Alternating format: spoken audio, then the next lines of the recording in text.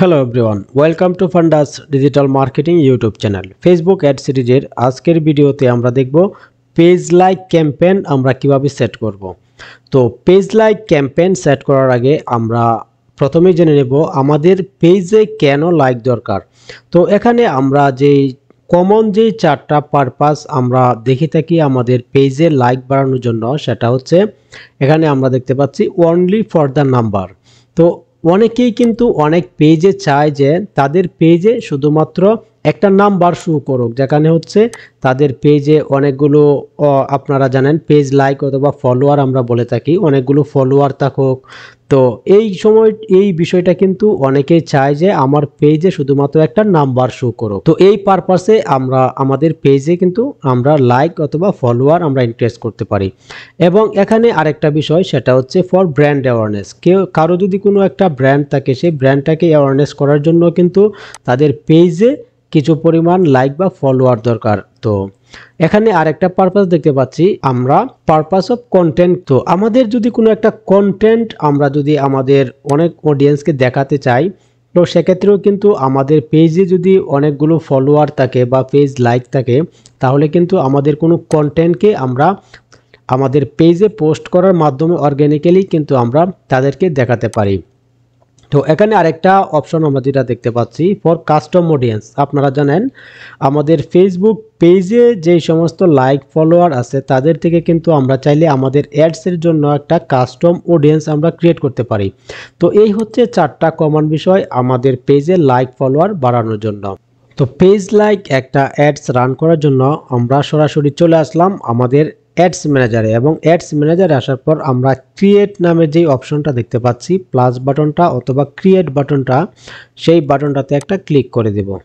তো এরপর আমরা এখানে অপশনগুলি পেয়ে যাব। এখান থেকে আমরা জাস্ট এঙ্গেজমেন্ট যেই অবজেক্টিভটা, সেই অবজেক্টিভ আমরা এখান থেকে সিলেক্ট করে নেব এঙ্গেজমেন্ট। এরপর আমরা জাস্ট এখান থেকে কন্টিনিউতে ক্লিক করে দেব। এরপর কন্টিনিউ করার পর আমাদের সামনে এরকম একটা অপশন চলে আসবে। এখান থেকে আমরা কি করব, ম্যানুয়াল এঙ্গেজমেন্ট ক্যাম্পেইন যে অপশনটা, এটাকে আমরা চেকমার্ক করে দিব এবং কন্টিনিউ করে দিব। তো কন্টিনিউ করে দেওয়ার পর আমাদের সামনে আমাদের ক্যাম্পেইনের যে সেটিংসগুলি, সেই সেটিংসগুলি চলে আসলো। একটা হচ্ছে আমাদের ক্যাম্পেইন লেভেল, এবং একটা হচ্ছে আমাদের অ্যাড সেট লেভেল, এবং একটা হচ্ছে আমাদের অ্যাড লেভেল। তো আমরা কি করব, এখানে আমাদের যে ক্যাম্পেইন লেভেলে আমাদের বেশি কিছু করার নেই, আমরা জাস্ট এখানে আমাদের ক্যাম্পেইনের একটা নাম দিয়ে দিব। তো আমার ক্যাম্পেইনটা যেহেতু পেজ লাইক, তো আমি এখানে পেজ লাইক মেনশন করে দিতে পারি। এখানে আপনারা আপনাদের ইচ্ছা মতো এখানে একটা যে কোনো নাম আপনারা ইউজ করতে পারেন আপনাদের পছন্দ অনুযায়ী। এরপর আমরা কি করব, নিচে চলে আসব। নিচে আসার পর এখানে কিন্তু আমাদের কমপ্লিট এঙ্গেজমেন্ট বা আমাদের পেজ লাইক একটা ক্যাম্পেইন সেট আপ করার জন্য কিন্তু আমাদের অনেক বেশি অপশন ইউজ করার প্রয়োজন নেই। যেহেতু আমরা একটা ক্যাম্পেইন রান করব, সেটা হচ্ছে শুধুমাত্র পেজ লাইক, এবং সেটা কোথা থেকে আসলো কিভাবে আসলো সেটা আমাদের প্রয়োজন নেই। সেটা শুধুমাত্র আমাদের একটা পেজে একটা নাম্বার থাকবে, শুধুমাত্র পেজ লাইক। তো এর জন্য আমরা জাস্ট একটা ক্যাম্পেইন ওপেন করলাম, এবং ক্যাম্পেইন লেভেলে এসে আমরা জাস্ট এখানে আমাদের ক্যাম্পেইনের নামটা আমরা ব্যবহার করে দিলাম। তো এরপর আমরা কি করব, জাস্ট নেক্সট অপশনে ক্লিক করে দেব।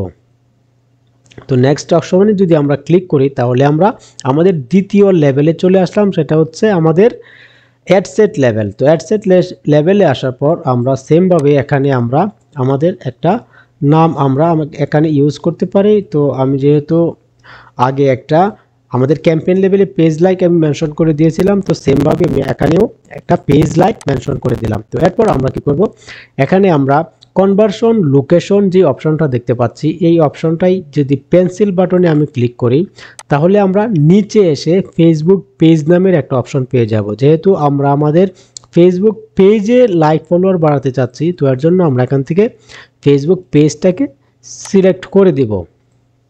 তো এরপর আমরা এখানে যদি নিচে চলে আসি, এখানে আমরা পারফরমেন্স গোল, সেটা অবশ্যই maximize number of page like, আমাদের পেজে কিন্তু আমরা লাইক চাচ্ছি। তো এর জন্য কিন্তু আমরা এই অপশনটাকে ব্যবহার করব। তো এখান থেকে নিচে আসার পর আমরা এখানে আমাদের পেজটাকে সিলেক্ট করে দিব, আমরা আমাদের কোন পেজের লাইক ফলোয়ার বাড়াতে চাচ্ছি। তো এর জন্য আমরা যদি ড্রপ ডাউনে ক্লিক করি, আমাদের এই বিজনেস ম্যানেজারে অথবা অ্যাডস ম্যানেজার যদি অন্যান্য পেজগুলি থেকে থাকে সেটা কিন্তু আমরা লিস্ট আকারে এখানে পেয়ে যাব। তো এখান থেকে আমরা আমাদের পেজটাকে সিলেক্ট করে দেব। এরপর আমাদের যে কস্ট পার রেজাল্ট গোল সেটা আমাদের ইউজ করার দরকার নেই, যেহেতু আমরা শুধুমাত্র আমাদের ফেসবুকে লাইক ফলোয়ার বৃদ্ধি করার জন্য আমরা একটা অ্যাড রান করব। তো এখানে এটা কিন্তু একটা সিম্পল অ্যাড, এখানে আমাদের অনেক বেশি করার কিন্তু প্রয়োজন নেই। তো এখন যদি আমি শো মোর অপশনে ক্লিক করি, তো এখানে আমরা এই যে অপশনগুলি দেখতে পাচ্ছি এগুলি আমাদের এখন আর কাজ করার প্রয়োজন নেই। আমরা কিন্তু এই সমস্ত বিষয় নিয়ে প্রত্যেকটা বিষয় নিয়ে কিন্তু আলাদা আলাদাভাবে আমরা ভিডিও তৈরি করেছি। তো আপনারা যদি প্রত্যেকটা বিষয় কি এবং কিভাবে কাজ করে এই বিষয়টি যদি জানতে চান, তো অবশ্যই আমার প্রিভিয়াস ভিডিওগুলি আপনারা এই প্লেলিস্টেই আপনারা পেয়ে যাবেন, আপনারা সেখান থেকে দেখে নিতে পারেন। তো এখন আমরা বাজেট এন্ড শিডিউলিং এ আসার পর আমরা এখান থেকে একটা বাজেট আমরা এখান থেকে সিলেক্ট করে দিতে পারি। আমি যদি চাই এখান থেকে 30 আমি দিয়ে দিতে পারি। এখানে কিন্তু আপনারা যে কারেন্সিটা দেখতে পাচ্ছেন, আমার এই অ্যাডস ম্যানেজারটা ওপেন করা একটা আরবি কান্ট্রি থেকে, এজন্য কিন্তু এখানে আরবি কারেন্সিটা শো করছে। তো আপনারা চাইলে এখান থেকে কারেন্সিটা চেঞ্জ করে নিতে পারেন, আমি চাচ্ছি না সেটা। তো এখানে আসার পর আমরা ডেইলি বাজেট অথবা লাইফ টাইম বাজেট আমরা এখান থেকে সিলেক্ট করে দিতে পারি।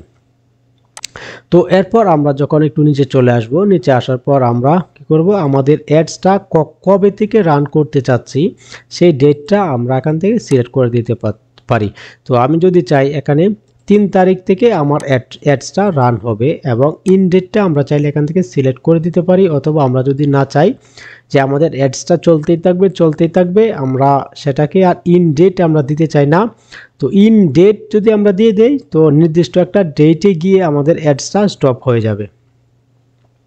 তো এরপর আমরা যদি একটু নিচে চলে আসি, নিচে আসার পর আমরা এখান থেকে বাজেট এন্ড শিডিউলিং বা অ্যাড শিডিউলিং এই অপশনগুলি আমাদের এখন আর প্রয়োজন নেই। তো আমরা এখানে অডিয়েন্স কন্ট্রোলে চলে আসলাম।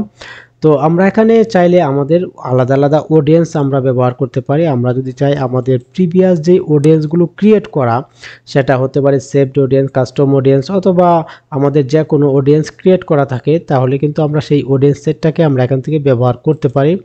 এবং আমরা যদি চাই আমাদের একটা অডিয়েন্স আমরা এখান থেকে ক্রিয়েট করব, তাহলে কিন্তু আমরা set audience control for all campaign এই অপশনে যদি আমরা ক্লিক করি, ক্লিক করার পর আমরা কিন্তু এখানে আলাদা আলাদা অপশন পেয়ে যাব।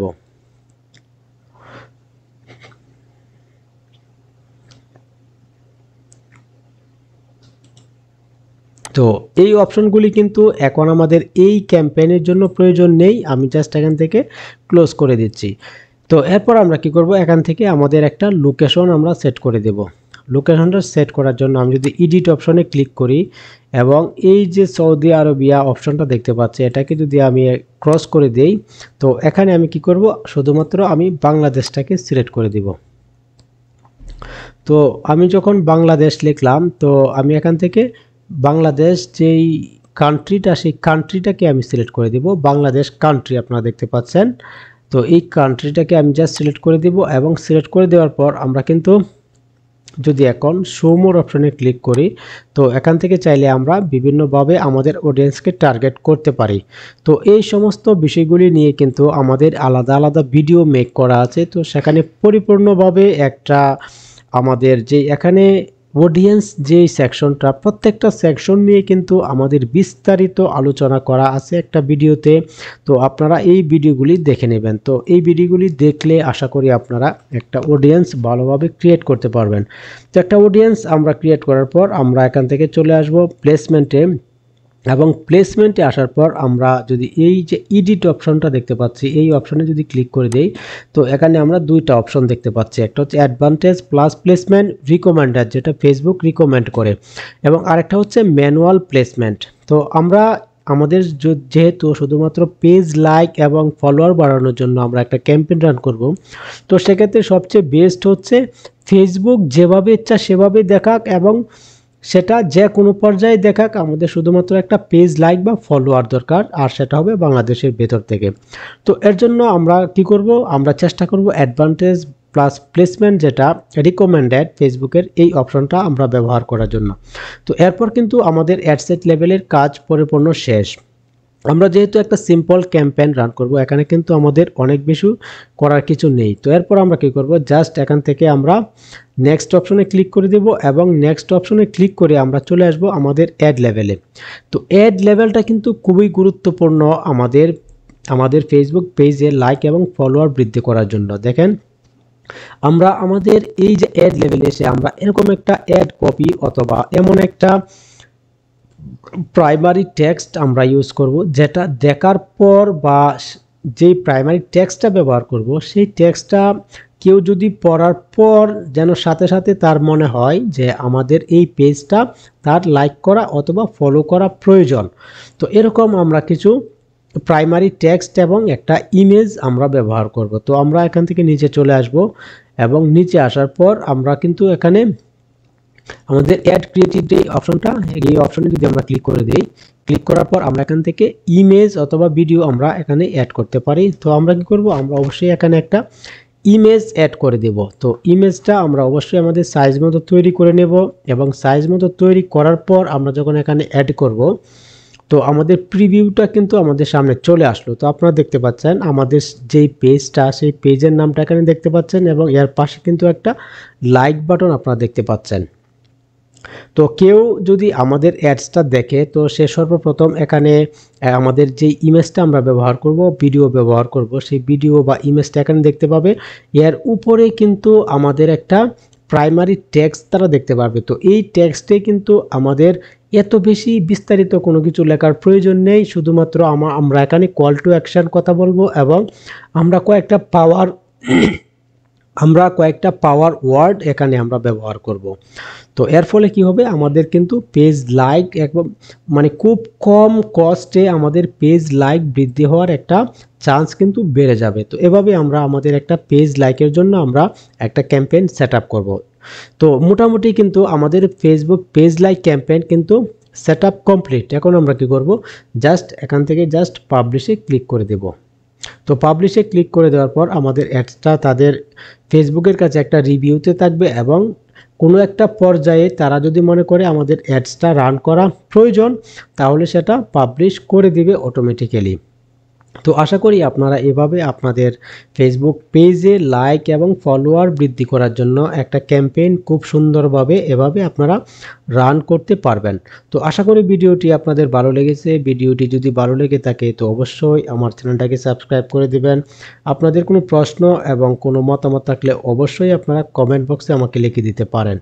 তো দেখা হচ্ছে পরবর্তী কোনো ভিডিওতে, ততক্ষণ ভালো থাকবেন। আল্লাহ হাফেজ।